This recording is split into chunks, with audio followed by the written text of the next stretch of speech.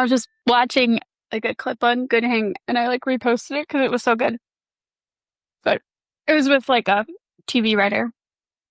Oh, nice. Yeah, so cool.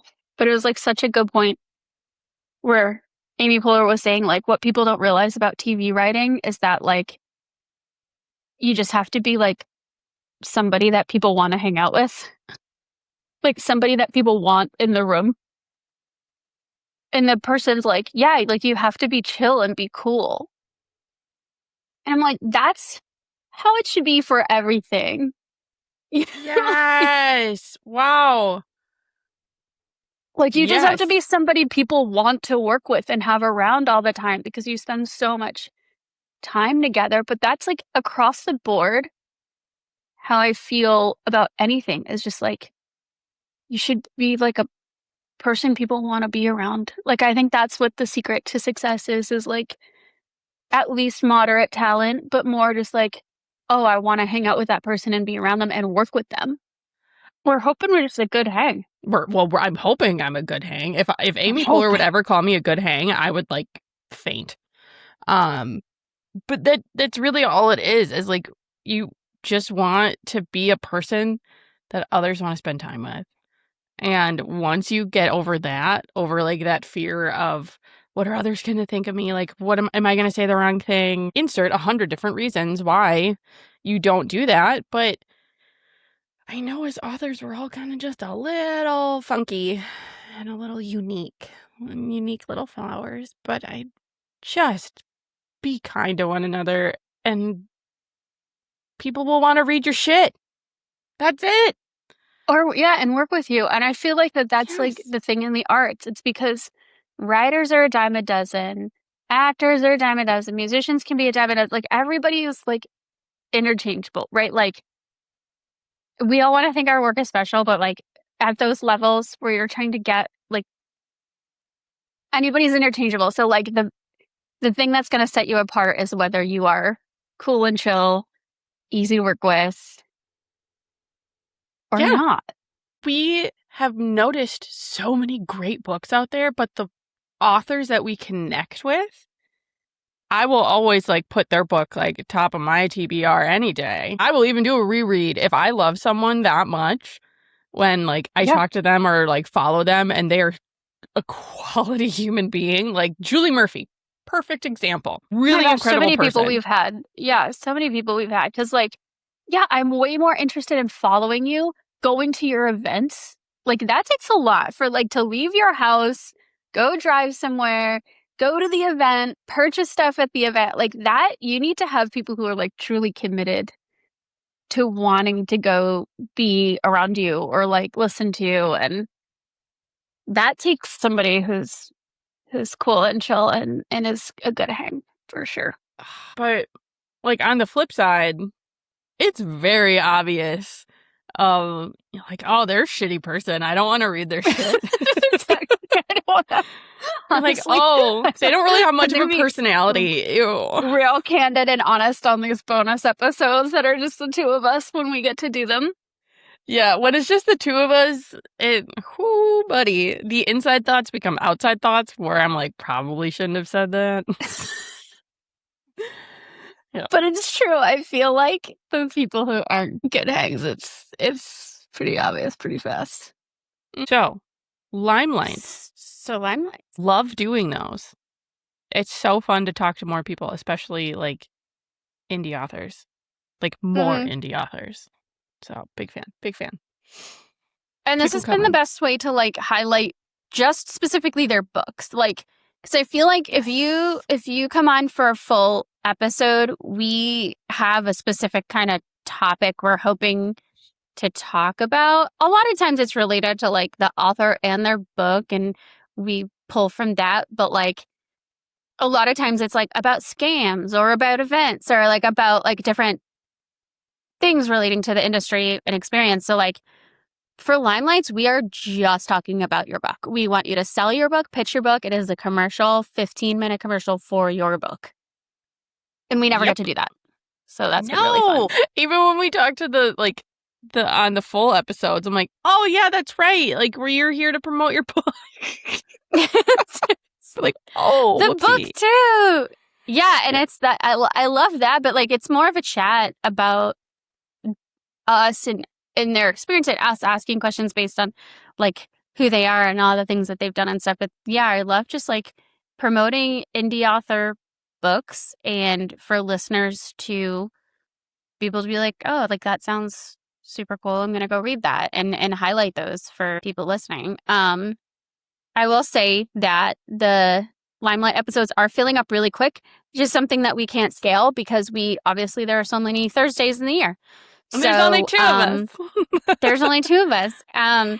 They're booked up for August. We have maybe 2 spots in September, and then we have a couple in October as well. And then if you have anything coming out in November, December, even if they're not coming out, you just want to promote your book, like it doesn't have to be on release day or anything.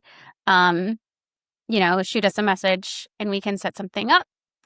Limelight episodes also don't have to be specifically about books. They can be about author services you provide and you want to chat about editing, PR. Like, I would love to talk to a publicist, honestly. So I'd like to talk to a book cover designer. Ooh, that's a good one. Yeah. Book cover designers, anything that you're like hoping to chat more about too. That it might take us like another few months to get a book cover designer booked on a full episode and like chat about that and whatever. But like if you have services you're hoping to promote, book breaks are the same. Our little book commercials. They can be for editing services. They can be for illustrators. Anybody who's wants to highlight their service in the community.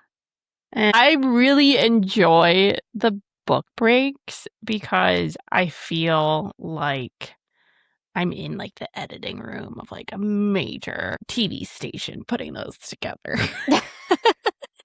It sounds so dumb saying it out loud, but like yeah, I'm ridiculous. I'm so excited though to get more of those, and then I will happily make you all the content. If you haven't figured that out yet, I'm the one making all the content, like the designy stuff. Yeah. So, any requests? Let me know. I don't know if you want to put yourself out there. Oh, that's shit. Yeah, probably shouldn't do that. No, I'm gonna protect myself. I'm gonna protect my time to make you all more content. True. If you want Jenna to make your content, you got to book a book break or a Limelight episode. There you go. That's how you do it. That's how you get to me. Mm-hmm. Honestly, I feel like we're just headed towards people realizing how great it is to own your own work and publish it on your own terms. And stuff like this, ad space for indie authors, doing the same thing that big publishing does, is going to become more popular. And like, I don't know, just kind of getting yourself out there in these kind of different and creative ways is getting more important. So we're really happy to like be able to open up some space for that in the small way that we can. So, and we want to hear like if you went trad and you have a story about why you went back to indie. Spill the tea. It's happening. I just read a Substack on that, actually. Slide into my DMs. There are so many Substacks on this thing. And honestly, like, I'm not going to pretend like I'm not querying this fall.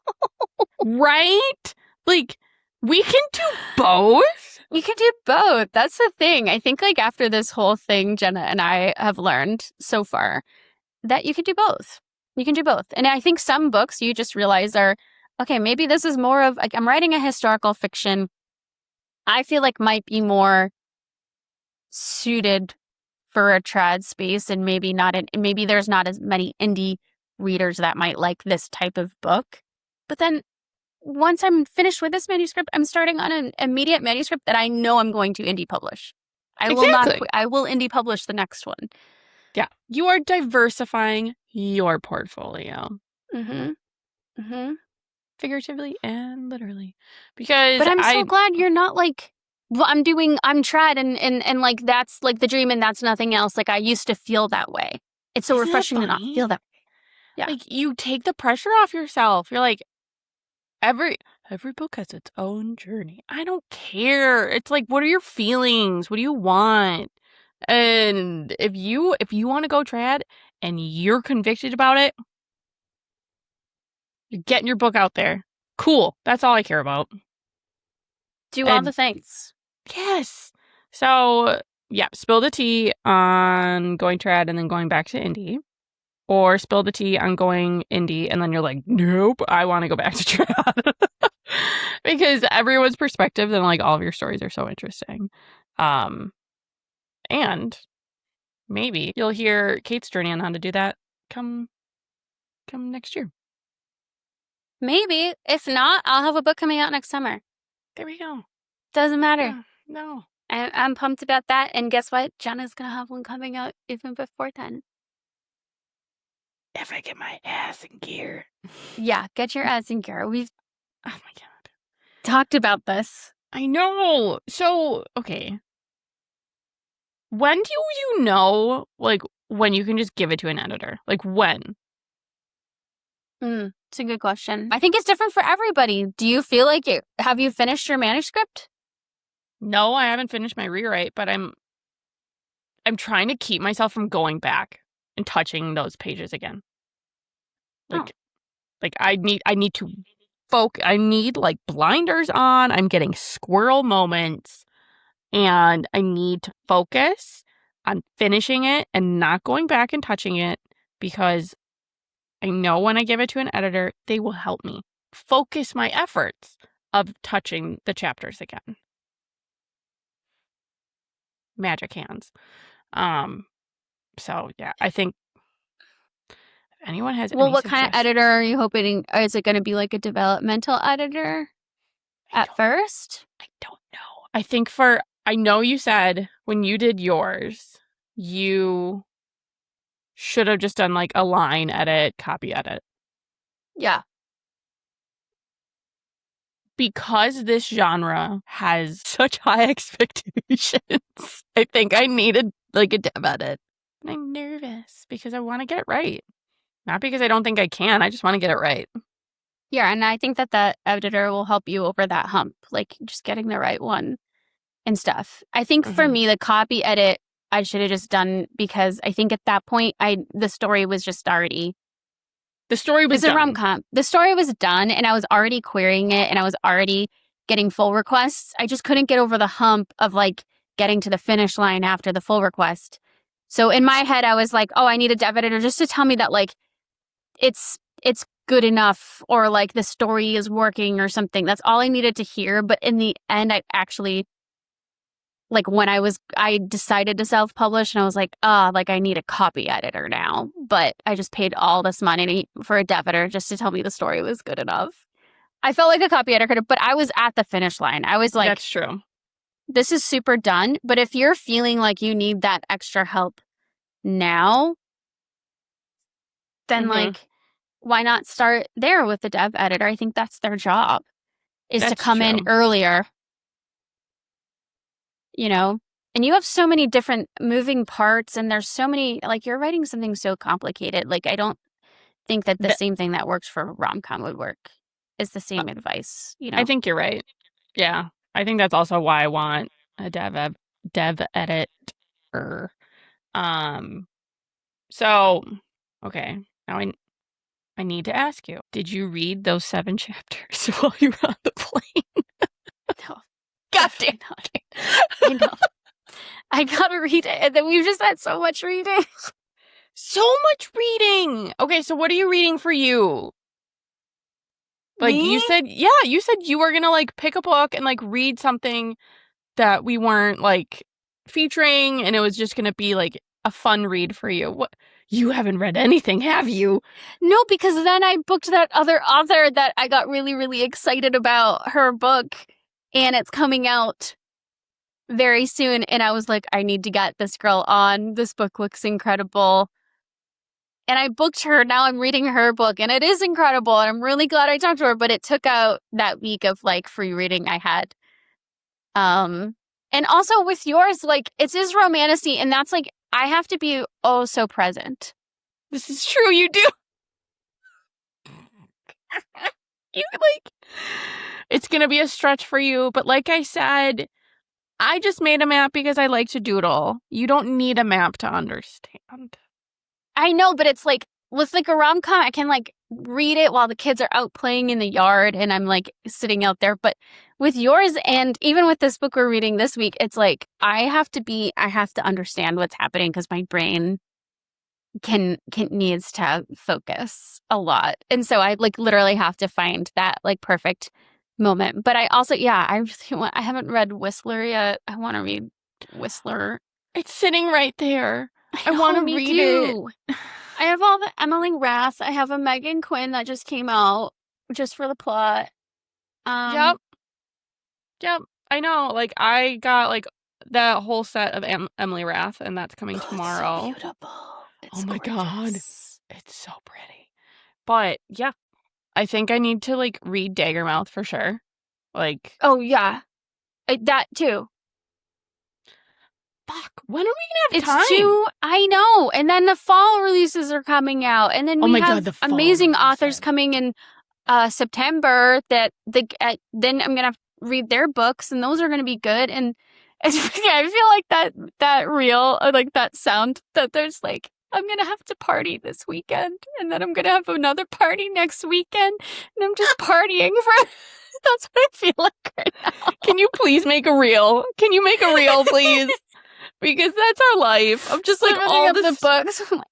To read this one. And I know, heaven forbid, we're so privileged we get all these great books to read, but it's like, I got some free books that I have to read. Oh, shucks.